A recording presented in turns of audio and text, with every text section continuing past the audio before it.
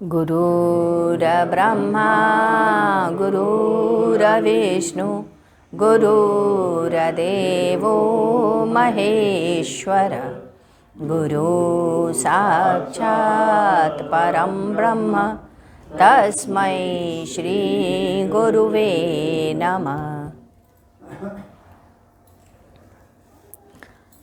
3 जून 92। आज सरिता ने खिचड़ी बनाई। मैं, गुंजन, निशा, जयराम भैया और गुरुदेव भोजन किए। आज ऑफिस में हम लोग जल्दी आ गए।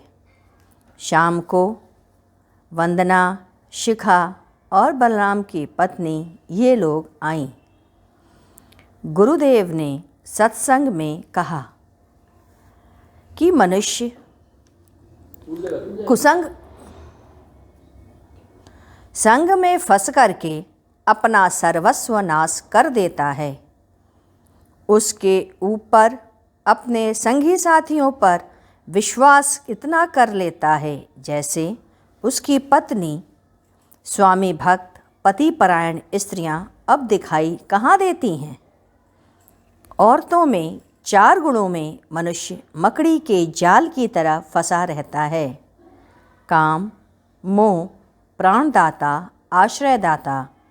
इन्हीं 4 गुणों के पीछे उसके वर्णन जो हमने किया है, उन्हीं के पीछे वह उसी के आसपास वह रहता और अपने जीवन को धनय सनय नष्ट कर देता है। इसी पर उन्होंने राजा भर्तहरि की कथा बताई।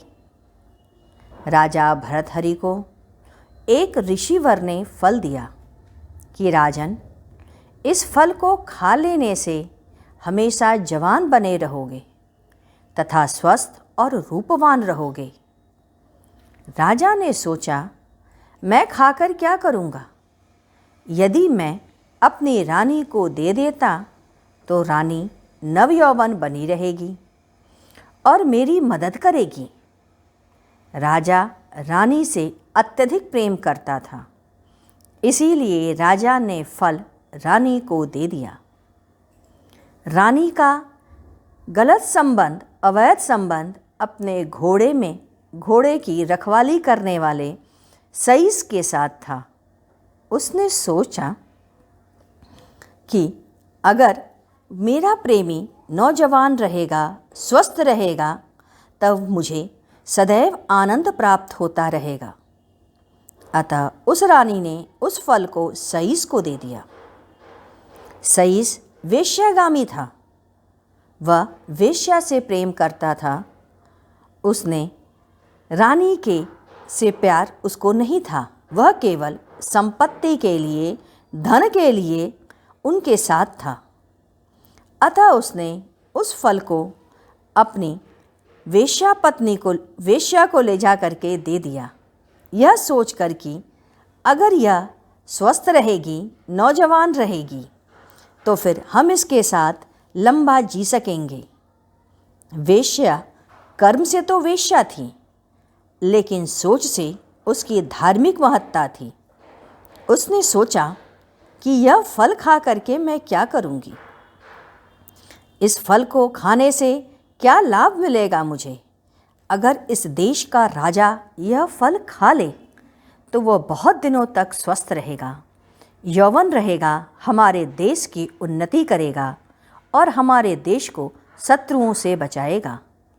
देश खुशहाल रहेगा।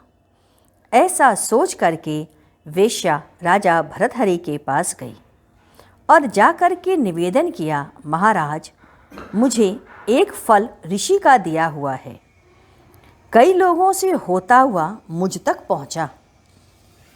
मैं चाहती हूँ कि यह फल आप खा लें तथा स्वस्थ बने रहेंगे। इससे प्रजा बहुत दिनों तक खुशहाल रहेगी, हमारा राज्य संतुष्ट रहेगा। राजा ने कहा, फल मांगा। वेश्या उसे पात्र में छुपा करके लाई थी।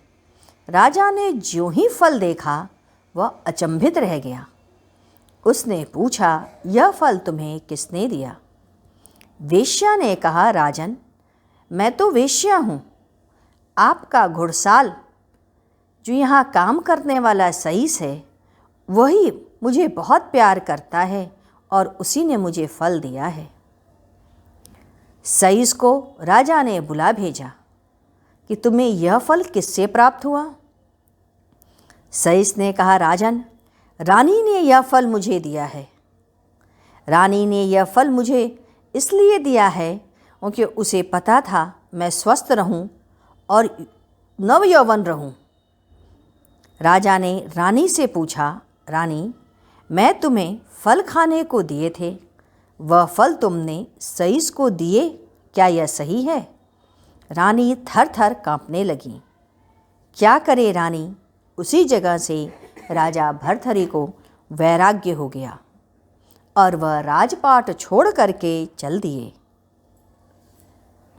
बैकुंठ, जो कुंठा रहित हो, अर्थात जिसकी वासनाएं और कामनाओं, इच्छाओं और बहुत अजी लिप्सा, यह कुंठा नष्ट हो चुकी हो, उसे ही हम बैकुंठ कहते हैं।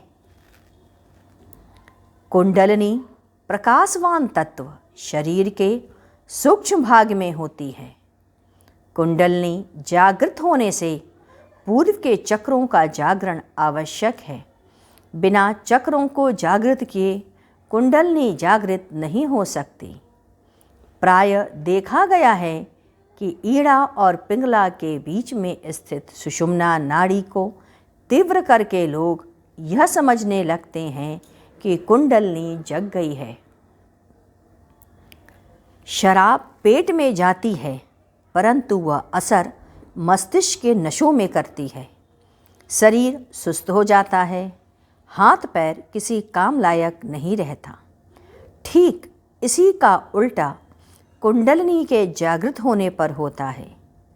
शरीर की ऊर्जा बढ़ जाती है, व्यक्ति को देखने की तीव्र क्षमता आ जाती है। सामने खड़ा व्यक्ति कौन है, क्या चाहता है, इसके साथ क्या घटना घटी है, यह वह जान जाता है। अच्छे महापुरुष या योग की अवस्था प्राप्त पुरुष इसका दुरुपयोग कभी भी नहीं करते। सामने आए हुए व्यक्ति का पूर्ण विवरण जानकर भी मौन रहते हैं। उसी से पूछते हैं कि बताओ क्या बात है, क्या घटना घटी, और जब वह अपने मुख से बोलता है तभी उसको वह मान लेते हैं। जानते हुए भी कि वह सत्य बोल रहा है या असत्य, वह कभी भी उसे नहीं बताते।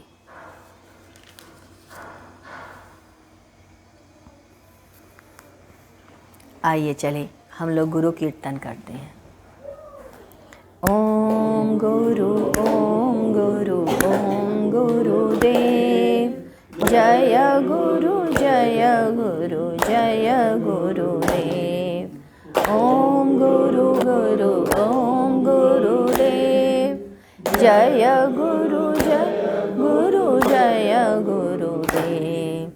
ओम गुरु ओम गुरु ओम गुरुदेव, जय गुरु जय गुरु जय गुरुदेव। ओम गुरु ओम गुरु ओम गुरुदेव, जय गुरु जय गुरुदेव। ओम गुरु ओम गुरु ओम गुरुदेव, जय गुरु जय गुरुदेव। ओम गुरु ओम गुरुदेव, जय गुरु जय गुरुदेव। बोलिए सद्गुरुदेव की जय। सद्गुरु तुम्हें शत शत नमन, सद्गुरु तुम्हें शत शत नमन, सद्गुरु तुम्हें शत शत नमन।